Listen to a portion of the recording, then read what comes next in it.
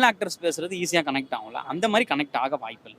ஆனா, அவங்க பண்ண தமிழ் டப்பிங் வந்து நல்லா தான் இருந்துச்சு. எப்படி சொல்றதுன்னா, உடனே கனெக்ட் ஆவாது. ஆனா கொஞ்சம் கொஞ்சம் லேட்டா புரியும். அவங்களோட காமெடி ஸ்டைல்ன்றது வேற இருக்கும்ல.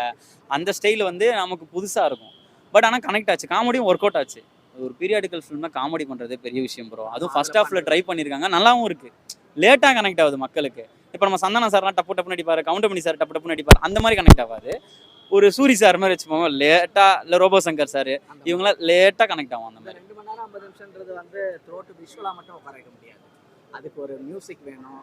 அதான் சொன்னேன். ஆ. மியூசிக் தரமான மியூசிக் ப்ரோ. ஃபர்ஸ்ட் ஹாஃப்ல இருக்க மியூசிக் மட்டும் தான் அதுல இருக்கு. ஆனா இதுல எக்ஸ்ட்ரா மியூசிக்கும் போட்டிருக்காங்க. அதாவது ஃபர்ஸ்ட் படத்துல இருக்க மியூசிக்கும் போட்டிருக்காங்க.